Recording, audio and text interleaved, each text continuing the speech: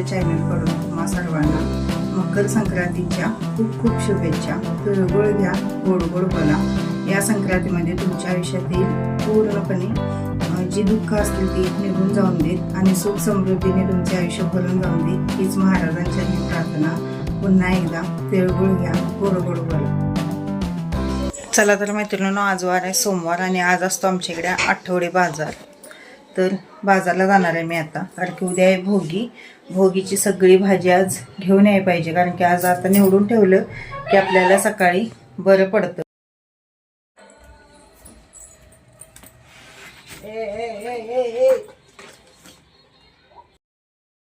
चला तर आज बाजार असतो, त्यामुळं भाजी आज घेऊन आणायची आणि परत सगळं निवडून वगैरे ठेवायची। उद्याला आपल्याला भाजी बनवावी लागते, भाकरी वाटायच्या असतात। तर आमच्या इकडली पद्धत कशी आहे, का आहे ते सुद्धा मी तुमच्यासोबत थोडक्यात शेअर करेन नक्कीच। आता बाजारात केवढं शूट करायचं होतं तेवढं शूट करेन आणि दाखवेन पण तुम्हाला आम्ही काय काय म्हणजे घेते बाजारात ते। श्रेय आलेला आत्ता शाळेतनं, 5:30 पावणे 6 वाजले। कोथमीर 5ला 2 पेंड्या,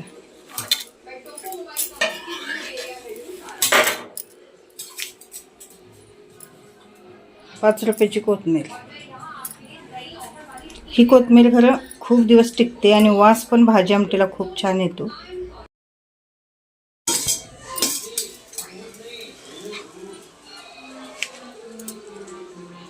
पाठीमागचे शेंडे कट करून घेतले, आता ही निवडून ठेवायची। तर नंतर निवडते, आधी स्वयंपाक बनवते, कारण लई वेळ झालाय। सुपात भरून ठेवते।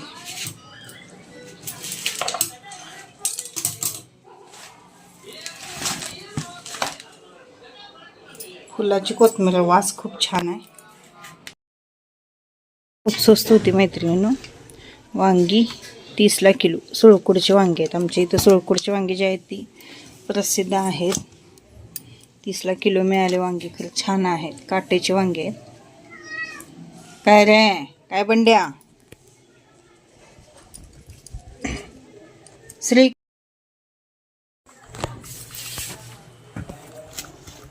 वांगी 30ला किलो, वाटाणा 20ला अर्धा, 40ला।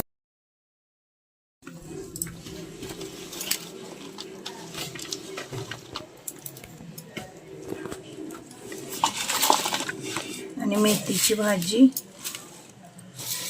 20ला 3 पेंड्या। छान आहे बघा मेथी, खरं मस्तच आहे।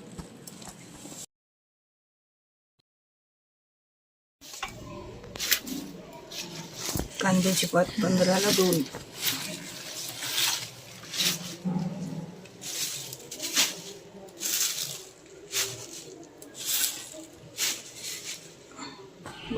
माळवं खूप स्वस्त होतं मैत्रिणींनो, आणि भोगीची भाजी भरपूर अशी आलेली होती।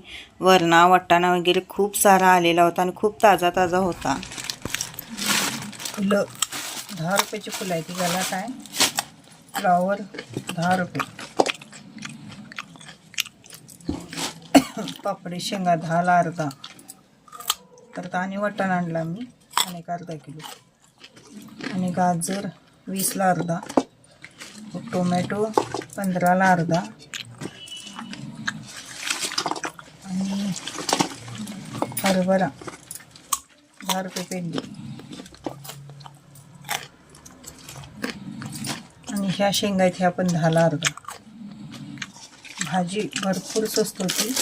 त्यांचं 10 रुपये तिळगुळ आणि राळेस तांदूळ 10 रुपये। खरं म्हणजे या तांदळाचा आमच्याकडे भात केला जातो, याचाच मान असतो।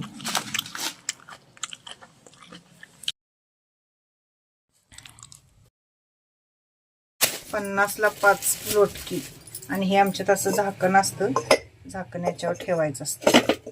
बाजारात 30ला 5 होती, मी म्हटलं आता इथं खाली घ्यायची राम मंदिर जवळ, तर ही 50ला 5 मिळाले असं मी म्हटलं। हे झालं का काय, जरा असं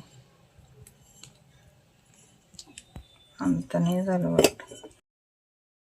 आणलं 20 रुपये पावशेर। तिळ एक आणले 10 रुपयाचे भाकरीला लावायला, आणि बाजरीचं पीठ 50 रुपये किलो पीठ. उद्या बाजरीच्या भाकरीचा मान असतो त्यामुळे 50 रुपये किलो. उद्या संक्रांत आहे. उद्या भोगी आहे, परवा दिवशी संक्रांत आहे. भोगीला आमची काय मदत काय लागत नाही, शाळेला सुटायचं. सगळ्या भाज्या आता भरून ठेवलेल्या आहे. आत्ता काय निवडी करणार नाही आहे, सगळं असंच ठेवणार आहे. आणि सकाळी आता सगळं आवरल्यावर मग निवडी करायचं. झालं तर सकाळी भाकरी करणार आणि मग संध्याकाळी करून वाटायच्या. एवढं माळ आहे. हे सगळं आता निवडून ठेवायला दिवस जा. आणि त्यानंतर हा व्हिडिओ आहे तो भोगी दिवशीचा आहे. भोगी दिवशी मी अशी हिरवी साडी नेसलेली होती आणि सकाळी 11 वाजेपर्यंत 2 ड्रेस आणि 1 ब्लाऊज द्यायचं होतं. त्यामुळे मी सकाळी लवकर आवरून दुकानात आलेले होते, कारण यांची सेकंड शिफ्ट असल्यामुळे हे दुपारी कामाला जाणार होते. मग थोडीशी तरी आपण मदत केली की पटणं होतं. बघा, एकट्याने करायचं म्हणलं तर सगळं होत नाही. आणि त्यानंतर मग संध्याकाळी मी भोगीची भाजी वगैरे बनवली. आता इथं सगळ्यात आधी मी मेथीची भाजी बनवत आहे. तर त्यासाठी कांदा भाजून घेतला, लसूण भरपूर असा घालून घेतला, कारण मेथीच्या भाजीमध्ये जेवढा लसूण असेल तेवढी मेथीची भाजी खूप छान लागते. आणि एकच हिरवी मिरची मी इथं घातलेली आहे. हिरव्या मिरचीमुळे सुद्धा खूप छान टेस्ट येते. आणि मेथीची भाजी धुवून घेतली स्वच्छ आणि ती त्यामध्ये मग घालून घेतली. आधी मेथीची भाजी व्यवस्थित धुवून घेतली की पाणी व्यवस्थित नितळून घ्यायचं, कारण पानसट भाजी होते मग. आणि आमच्या इकडे भाजी आम्ही चिरत नाही बघा, एक जण चिरतात. चिरल्यामुळे कसं होतं, भाजी खूप कडू लागते, त्यामुळे आम्ही काही चिरत नाही. भाजी एकच नंबर मिळालेली, एकदम अशी गोल पानाची भाजी होती. चवीला तर खूप छान होती. त्यानंतर चवीनुसार मीठ घातलं आणि व्यवस्थित तेलामध्ये ते सगळं एकजीव करून घेतलं. ज्यावेळी मी मेथीची भाजी फोडणी मारत होते त्यावेळी वास तर इतका छान येत होता, कारण की एक मेथीमध्ये म्हणजे असे गुण असतात की खूप चव लागते ती भाजी. आणि एक भाजी अशी जी लांबड्या पानाची असते बघा, तो मेथा असतो, ती एकदम कडवटच लागते, ती अजिबात खाऊ वाटत नाही. आणि गोल पानाची जी भाजी असते ती खूप छान लागते. कधीही मेथी घेत असताना गोल पानाचीच घ्यायची, अजिबात लांबड्या पानाची मेथी घ्यायची नाही, ती खूप कडवट लागते. त्यानंतर थोडीशी मुगाची डाळ यामध्ये घातल्या, तर इथे तुम्ही तुरीची डाळ घातला किंवा मसूर डाळ घातला तरीसुद्धा चालेल. मी मुगाची डाळ घातलेली आहे. थोडासा शेंगदाण्याचा कूट घातला आणि झालेली आहे आपली मेथीची भाजी तयार. पाणी मात्र सगळं आटवून घ्यायचं, पाणी अजिबात ठेवायचं नाही, कारण पाणी ठेवलं की भाजी अजिबात चव लागत नाही. आता मेथीची भाजी झालेली आहे. आता मी मिक्स भाज्या बनवणार आहे. त्याच्यासाठी मी गाजर घेतलेला आहे, कारण गाजर हे लागतंच. गाजर, परत जो हरभरा असतो तो सोलाना पण म्हणतो बघा, आमच्याकडे सोलाना पण म्हणतात त्याला. तर हरभरा, गाजर, वांगी, टोमॅटो, परत वाटाण्याचे शेंगा असतं ते वाटाणा, परत वरणा, हे सगळं मिक्स केलं, कारण या भाज्यांचा पहिल्यांदा मान असतो, त्यामुळे त्याच भाज्या पहिला ॲड कराव्या लागतात. कमीत कमी 5 भाज्या झाल्या पाहिजेत. आता माझं गाजर, वांग, परत वाटाणा आणि वरणा, हरभरा, टोमॅटो असं सगळं मिळून कांद्यासकट माझं 7 जिन्नस झालेले होते. आणि मी जास्त काही भाजी बनवली नाही, कारण की हे पण नव्हते, दुपारी गेलेले होते.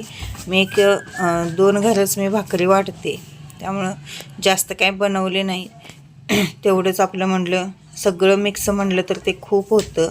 आणि कांदा आणि टोमॅटोची मी पेस्ट बनवून घेतलेली आहे, कारण की भाजी अशी रबरबीत खूप छान लागते, म्हणून मी कांदा टोमॅटोची पेस्ट बनवून घेतली. आता हे सगळ्यात आधी पाणी ओतून ठेवते, कारण वांगी आपली काळी पडतात. चला तर आता फोडणीची तयारी करून घेऊया. सगळ्यात आधी कढई ठेवली. कढई तापल्यानंतर मग 2-2.5 पळी तेल घातलेलं आहे. तेल कडल्या मग जिरं मोहरी घातली आणि त्यानंतर कांदा जो आपण पेस्ट बनवून घेतलेला होता तो घातला, टोमॅटोची पेस्ट घातली. कांदा पूर्ण व्यवस्थित लालसर कलर येऊपर्यंत भाजून घेतला आणि टोमॅटो मग व्यवस्थित भाजला. त्यानंतर चटणी ॲड केली आणि कोथिंबीर पण पेस्ट बनवून घेतलेली मी, आलं आणि लसूण आणि कोथिंबीर, ती पण पेस्ट व्यवस्थित तेलात भाजून घेतली. त्यानंतर सगळ्या भाज्या घातल्या, चटणी, मीठ, परत हळद घातली आणि शेंगदाण्याचा कूट घालून अशी ही साधी सिंपल रबरबीत भाजी मी बनवलेली आहे. मध्ये जे होतं ते गडबडीत कसं होतं बघा, सणावारात आपलं म्हणजे विसरूनच जातं शूट करायचं. कॅमेरा माझा बंदच राहिला आणि वरून थोडेसे तीळ पण घातले, कारण या भाजीमध्ये तिळाचा खूप मान आहे. आणि सगळ्यात शेवटी आता राहिलेला आहे ते म्हणजे भाकरी बनवायच्या. राळ्याचा भातसुद्धा माझा झालेला आहे, थोडासाच केलेला आहे. मी 10 रुपयाचे तांदूळ आणलेले होते, तेवढाच राळ्याचा भात मी केलेला आहे, कारण राळ्याचा भात आमच्यात कोण खात नाहीत. आणि आता बनवणार आहे बाजरीची भाकरी. बाजरीचं पीठ पण मी विकतच आणलेलं, 50 रुपये किलो. तर 1 किलो पीठ आणलेलं होतं मी काल, कारण म्हटलं आता बाजरी आणायची परत ती दळायची हे काय लवकर होणार नाही म्हटलं, म्हणून मग सरळ मी पीठच तयार आणलं. ते व्यवस्थित चाळून घेतलं पीठ. 1-5 भाकरी होतील एवढंच पीठ घेतलेलं आहे मी. आणि भरपूर अशी उतवणी घातली त्यामध्ये आणि व्यवस्थित पीठ मळून घेतलेलं आहे.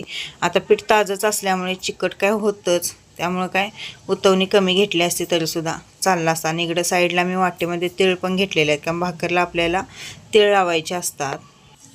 उतवणी घेतल्यावर थोडंसं आपल्याला म्हणजे अलगद हाताने व्यवस्थित हे करावं लागतं, मळावं लागतं, कारण की चटके बसू शकतात आपल्या हाताला. आणि सगळं पीठ आधी मळून घेतलं व्यवस्थित, चार असं मळून घेतलं की आपल्याला भाकरी पण एकदम असं म्हणजे काट वगैरे न खिसता खूप छान अशा भाकरी येतात. आणि बाजरीची भाकरीमध्ये थोडंसं मीठ घालायचं, मीठ घातल्यामुळे सुद्धा भाकरीला चव खूप छान येते.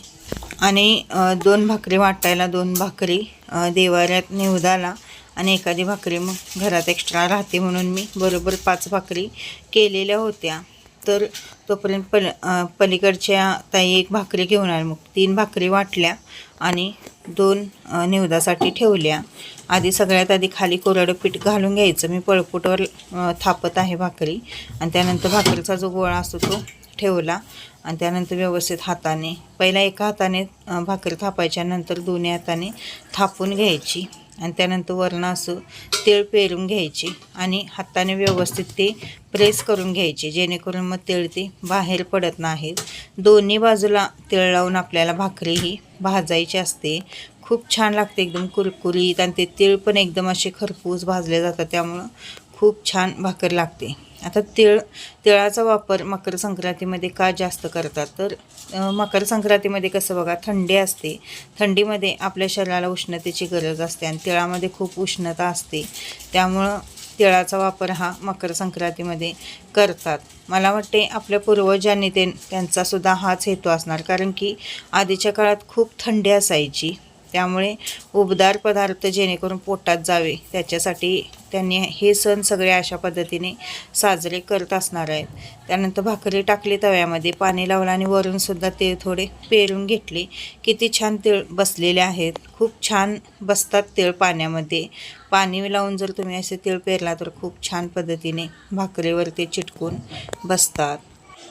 आधीच्या लोकांचे सणवार किंवा ज्या जुन्या चालीरीती आहेत त्या खूप छान आहेत बघा.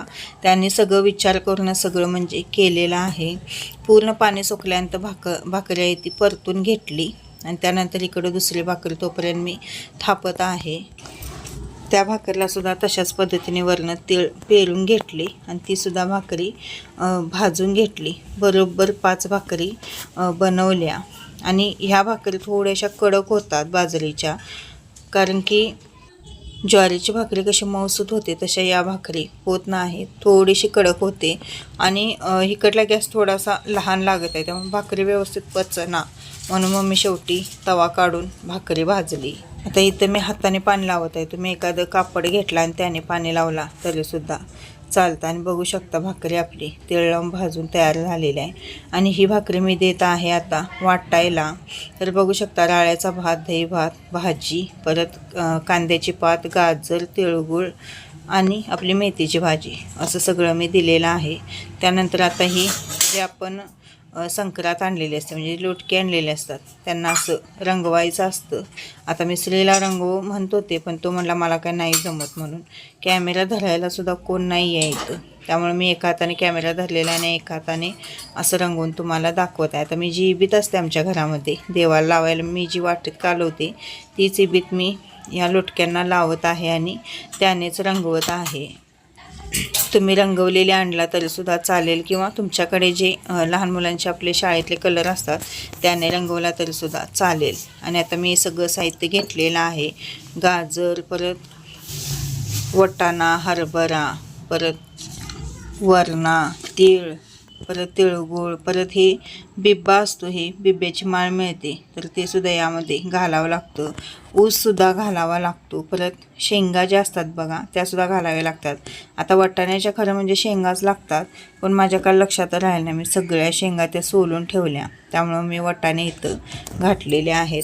वरण्याच्या सुद्धा शेंगा लागतात. वरणा पण मी सोलून ठेवला, त्यामुळं मी इथं वरणाच घातलेला आहे. सगळं जवळजवळ 5-5 असं मी सगळं ह्याच्यामध्ये भरलं लोटक्यांमध्ये, आणि मग पूजा केली.